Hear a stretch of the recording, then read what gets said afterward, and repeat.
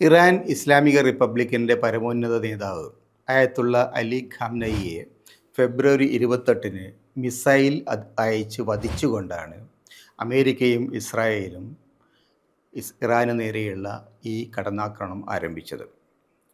3-4 ദിവസത്തിനകം യുദ്ധം വിജയലളിതനായി താൻ ലോകത്തോട് വിജയപ്രഖ്യാപനം നടത്തും എന്നാണ് ട്രംപ് കരുതിയത്. പക്ഷേ ഫെബ്രുവരി, മാർച്ച്, ഏപ്രിൽ, മെയ്, ജൂൺ പകുതിയാകുന്നത് വരെ ഈ യുദ്ധം തുടർന്നുപോയി. വലിയൊരു പ്രതിസന്ധിയിലാണ് അമേരിക്കയും ഇസ്രായേലും ചെന്നെത്തിയത്. കാരണം ഇറാനിയൻ റിപ്പബ്ലിക്ക് വിചാരിച്ച പോലെ തകർന്നില്ല. ഇറാനിൻ്റെ ആയുധശേഖരം തകർക്കുന്നതിൽ അമേരിക്ക വിജയിച്ചില്ല. ഇറാനിയൻ ഭരണകൂടം അതിശക്തമായി നിലനിന്നു. ഇറാനിലെ ജനങ്ങൾ ട്രംപ് പ്രതീക്ഷിച്ച മാതിരി സർക്കാരിനെതിരായി, ഭരണകൂടത്തിനെതിരായി തെരുവിലിറങ്ങിയില്ല. നേരെ മറിച്ച് തങ്ങളുടെ ഭരണകൂടത്തിൻ്റെ കൂടെ ഉറച്ചു നിന്നു. ഇറാനിയൻ പട്ടാളം അതിശക്തമായി ചെറുത്തു നിന്നു. ലോക പൊതുജനാഭിപ്രായം ഇറാൻ അനുകൂലമായി നിന്നു. ഈ ഒരു സാഹചര്യത്തിൽ എങ്ങനെയെങ്കിലും യുദ്ധം അവസാനിപ്പിക്കുക എന്നുള്ളതായിരുന്നു ട്രംപിൻ്റെ ലക്ഷ്യം.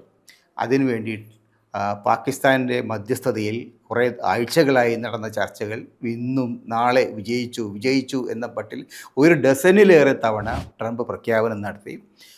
കഴിഞ്ഞ ദിവസമാണ് ഇറാൻ വിദേശകാര്യമന്ത്രി പറഞ്ഞത് ഈ ചർച്ച ഏതാണ്ട് വിജയത്തിനടുത്തെത്തിയിരിക്കുന്നു.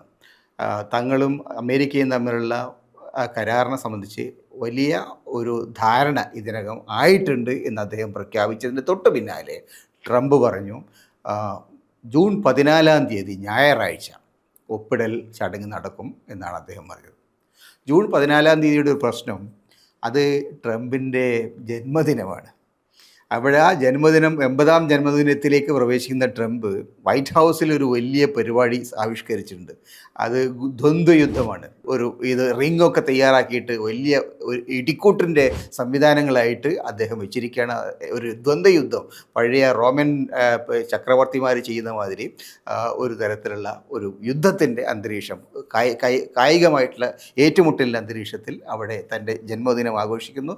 ഇറാനിൽ സമാധാനം. അങ്ങനെ ഒരു ഭാഗത്ത് യുദ്ധം, മറുഭാഗത്ത് സമാധാനം. തനിക്ക് അതിൻ്റെ കൂടി ഒരു നോബൽ സമ്മാനം.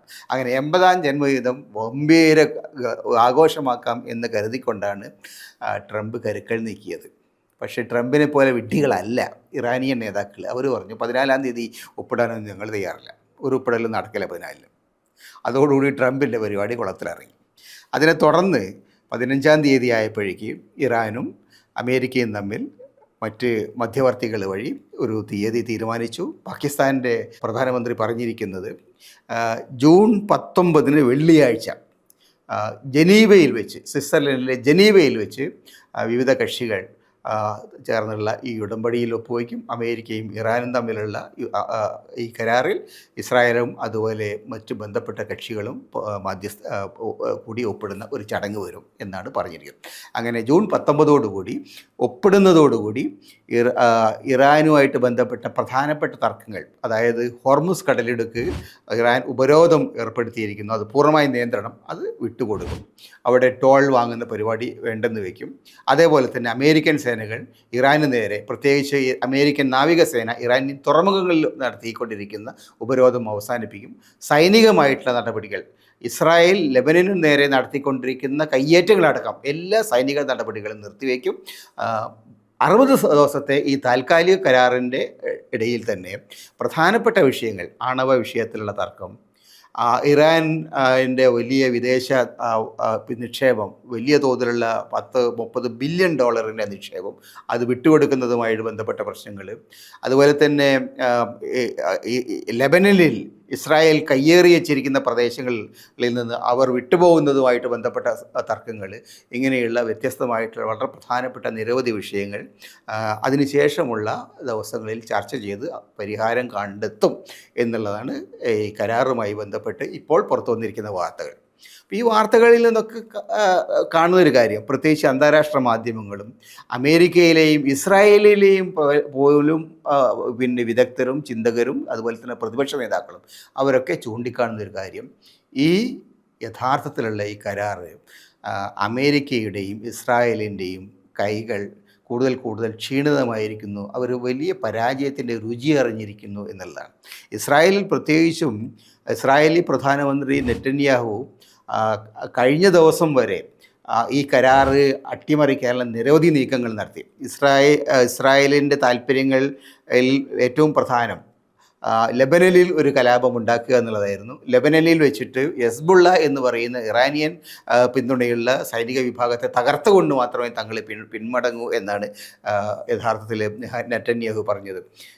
കഴിഞ്ഞ ദിവസം ഞായറാഴ്ച പോലും അതിന് വേണ്ടിയിട്ട് ഇസ്രായേലി ആയുധങ്ങൾ അങ്ങോട്ട് അയച്ചു. ഇസ്രായേലിൻ്റെ ബോംബിടലുണ്ടായി. ട്രംപ് തന്നെ പറഞ്ഞു ഇത് ചെയ്തത് ശരിയല്ല. പലതവണ ട്രംപും നെറ്റന്യാഹുവും തമ്മിൽ വലിയ കലഹമുണ്ടായി. അങ്ങനെയുള്ള ഒരവസ്ഥയിലാണ് ഇസ്രായേൽ ഏതാണ്ട് പൂർണ്ണമായിട്ടും മാറ്റി നിർത്തിക്കൊണ്ട് ഇറാനുമായി കരാറിലെത്താൻ അമേരിക്കൻ അധികൃതർ തയ്യാറായത്. അതുകൊണ്ട് ഈ കരാറ് യഥാർത്ഥത്തിൽ ഇസ്രായേലിൻ്റെ വലിയ പരാജയമാണ്. കാരണം ഇസ്രായേലിൻ്റെ ഏറ്റവും പ്രധാനപ്പെട്ട യുദ്ധ താല്പര്യങ്ങളൊന്നും തന്നെ നടന്നില്ല. ഇറാനെ ഇല്ലായ്മ ചെയ്യുക എന്ന അജണ്ട നടന്നില്ല. ഇറാനിയൻ ലീഡർഷിപ്പിനെ മാറ്റുക എന്ന താല്പര്യം നടന്നില്ല. ലെബനനിൽ ഹിസ്ബുള്ളയെ തകർക്കുക എന്ന ഐഡിയ നടന്നില്ല. പകരം ഇറാനും അമേരിക്കയും തമ്മിലൊരു കരാറിലെത്തുകയും അതിൻ്റെ ഭാഗമായിട്ടുള്ള അന്താരാഷ്ട്ര താല്പര്യങ്ങൾക്കനുസരിച്ചുള്ള കരാറുകൾ, അതിൻ്റെ വിശദാംശങ്ങൾ രണ്ടു കൂട്ടരും ചർച്ച ചെയ്ത് തീർക്കുകയും ആണ് ഇപ്പോൾ സംഭവിക്കുന്നത്. അതിൽ സൗദി അറേബ്യയുടെ താല്പര്യങ്ങളുണ്ട്, കുവൈത്തിൻ്റെ താല്പര്യങ്ങളുണ്ട്, ഖത്തറിൻ്റെ താല്പര്യങ്ങളുണ്ട്, ദുബായിയുടെ UAEയുടെ താല്പര്യങ്ങളുണ്ട്, കുവൈത്തിൻ്റെ, അങ്ങനെയുള്ള വിവിധ രാജ്യങ്ങളുടെ താല്പര്യങ്ങൾ കൂടി സംരക്ഷിച്ചുകൊണ്ടുള്ള ഒരു കരാറാണ് വരാൻ പോകുന്നത് എന്നാണ് വ്യത്യസ്ത വാർത്താ ഏജൻസികളിൽ നിന്ന് കാണാൻ കഴിയുന്നത്. പക്ഷേ എല്ലാ വാർത്താ ഏജൻസികളും എല്ലാ നിരീക്ഷകരും പ്രധാനമായിട്ട് ചൂണ്ടിക്കാണിക്കുന്നത് ഫെബ്രുവരി 28 മുമ്പ് ഇറാൻ പല കാര്യങ്ങളിലും അമേരിക്കയുമായിട്ട് ഒരുപാട് വിട്ടുവീഴ്ചകൾക്ക് തയ്യാറായിരുന്നു. അവർ യഥാർത്ഥത്തിൽ അമേരിക്കയുമായിട്ട് ആണവ വിഷയത്തിലുള്ള ചർച്ചകൾ നടത്തിക്കൊണ്ടിരിക്കുന്ന സമയത്താണ്, ചർച്ചകൾ തുടരുന്ന സമയത്താണ് അമേരിക്ക ഈ ആക്രമണം നടത്തിയത്. അന്ന് അവരെടുത്തിരുന്ന നിലപാട് ആണവ വിഷയത്തിൽ പരമാവധി വിട്ടുവീഴ്ചയ്ക്ക് തങ്ങൾ തയ്യാറാണ് എന്നായിരുന്നു. പക്ഷേ അതിനുശേഷമുള്ള ഈ യുദ്ധത്തിൻ്റെ അന്തരീക്ഷത്തിൽ ഹോർമുസ് കടലിടുക്കിൻ്റെ പൂർണ്ണമായ നിയന്ത്രണം അവർ പിടിച്ചെടുത്തു. ഹോർമുസ് കടലിടുക്കിലൂടെയുള്ള കപ്പലുകളുടെ ഗതാഗതത്തിന് തങ്ങളുടെ പെർമിഷനില്ലാതെ ഒരു കപ്പൽ പോലും പോകാൻ സമ്മതിക്കില്ല എന്ന് അവർ പറഞ്ഞു. മാത്രമല്ല ഒമാനുമായിട്ട് ചേർന്ന് തങ്ങൾ ആ കടലിടുക്കിലൂടെ പോകുന്ന ഓരോ കപ്പലിൽ നിന്നും ചുങ്കം വാങ്ങിയും നിർബന്ധമായിട്ട് പിരിച്ചെടുക്കും എന്നവർ പ്രഖ്യാപിച്ചു. അങ്ങനെയുള്ള പ്രഖ്യാപനങ്ങളിലൂടെ അത് നടപ്പിലാക്കുകയും ചെയ്തു. അങ്ങനെ സംഭവിച്ചത് വഴി യഥാർത്ഥത്തിൽ നേരത്തെ ഉണ്ടായിരുന്നതിനേക്കാൾ കൂടുതൽ ശക്തമായിട്ടുള്ള ഒരു രാഷ്ട്രമായിട്ട്, സാമ്പത്തികമായിട്ട് അവരെ സംബന്ധിച്ചിടത്തോളം അവരുടെ എണ്ണ കൂടുതൽ വിറ്റഴിക്കാൻ അവർ കഴിഞ്ഞിട്ടുണ്ട്. അമേരിക്കയുടെ ഉപരോധത്തിന് ലംഘിച്ചുകൊണ്ട് റഷ്യ അടക്കമുള്ള രാജ്യങ്ങൾ, ചൈന അടക്കമുള്ള രാജ്യങ്ങൾ ഇറാനിയൻ എണ്ണ ധാരാളമായിട്ട് വാങ്ങിയിട്ടുണ്ട്. അങ്ങനെ സാമ്പത്തിക രംഗത്ത് അതിനെ തകർക്കുന്നതിൽ അമേരിക്ക പരാജയപ്പെട്ടു, സൈനികമായിട്ട് തകർക്കുന്നതിൽ പരാജയപ്പെട്ടു, രാഷ്ട്രീയമായി തകർക്കുന്നതിൽ പരാജയപ്പെട്ടു, ജനങ്ങളുടെ ആത്മവിശ്വാസം തകർക്കുന്നതിൽ പരാജയപ്പെട്ടു. ഇങ്ങനെ വ്യത്യസ്ത മേഖലകളിൽ ഇറാനെതിരായിട്ടുള്ള നീക്കങ്ങൾ പരാജയപ്പെട്ടു. ഇന്ന് ലോകരംഗത്ത് യഥാർത്ഥത്തിൽ കാണുന്നത് യുദ്ധത്തിന് മുമ്പുള്ള ഇറാനേക്കാൾ കൂടുതൽ ശക്തമായ, കുറെ കൂടി ഐക്യമുള്ള, കുറെ കൂടി ശക്തിയുള്ള, വിലപേശാൻ ശേഷിയുള്ള ഒരു പുതിയ ഇറാൻ ആണ് ഇപ്പോൾ ഉയർന്നു വന്നിരിക്കുന്നത്. അതുകൊണ്ട് തന്നെ ഇപ്പോൾ ഈ 19-ആം തീയതി ഉണ്ടാകാൻ പോകുന്ന കരാർ ഇറാനെ സംബന്ധിച്ചിടത്തോളം ആഗോള രംഗത്ത് തങ്ങളുടെ ശക്തി, തങ്ങളുടെ നിലപാടുകൾ, തങ്ങളുടെ താല്പര്യങ്ങൾ സംരക്ഷിക്കാൻ കഴിയുന്ന തരത്തിലുള്ള ഒരു പുതിയ ഇറാൻ്റെ ഉദയത്തിന് കാരണമാവും എന്നാണ് പ്രതീക്ഷിക്കുന്നത്. ഇസ്രായേലിനെ സംബന്ധിച്ചിടത്തോളം ഇസ്രായേലിൽ കൂടുതൽ ഗുരുതരമായ പ്രതിസന്ധികൾ വരികയാണ്. നെറ്റന്യാഹുവിനെ സംബന്ധിച്ചിടത്തോളം അദ്ദേഹത്തിൻ്റെ രാഷ്ട്രീയമായ അന്ത്യം കുറിക്കുന്ന ഒരവസ്ഥയിലേക്കാണ് കാര്യങ്ങൾ നീക്കുന്നത്. കാരണം ഈ യുദ്ധം നെറ്റന്യാഹുവിൻ്റെ താല്പര്യങ്ങൾക്ക് വേണ്ടി, വ്യക്തി താല്പര്യങ്ങൾക്ക് വേണ്ടിയുള്ള യുദ്ധമായിരുന്നു എന്ന് ഇസ്രായേലിലെ പല പ്രതിപക്ഷ കക്ഷികൾ മാത്രമല്ല നെറ്റന്യാഹുവിൻ്റെ സഖ്യകക്ഷികൾ പോലും പറയുന്നുണ്ട്. കാരണം നെറ്റന്യാഹുവിനെതിരായിട്ടുള്ള കേസുകൾ നടക്കുന്ന സമയത്ത്, സുപ്രീം കോടതിയിൽ കേസുകൾ നടക്കുന്ന സമയത്ത് രാജ്യത്ത് അടിയന്തര അവസ്ഥ പ്രഖ്യാപിച്ചുകൊണ്ട് തൻ്റെ താല്പര്യങ്ങൾ സംരക്ഷിക്കാനായിട്ടാണ് അമേരിക്കയുമായി കൂട്ടുചേർന്ന് അനാവശ്യമായ യുദ്ധം നെറ്റന്യാഹു യഥാർത്ഥത്തിൽ ഇസ്രായേലിലെ ജനങ്ങളുടെ മേലും ലോക ജനതയുടെ മേലും അടിച്ചേൽപ്പിച്ചത് എന്ന ഒരു വ്യാഖ്യാനത്തിനാണ് ഇപ്പോൾ കൂടുതൽ ശക്തി വന്നുകൊണ്ടിരിക്കുന്നത്. അതോടെ നെറ്റന്യാഹു എന്ന് പറയുന്ന രാഷ്ട്രീയ കോമാളിയുടെ അല്ലെങ്കിൽ രാഷ്ട്രീയ ഭീകരൻ്റെ ഒരു അന്ത്യം കൂടി ഈ യുദ്ധത്തിൻ്റെ പരിസമാപ്തിയോടുകൂടി ഉണ്ടാവും എന്നാണ് പ്രതീക്ഷിക്കേണ്ടത്.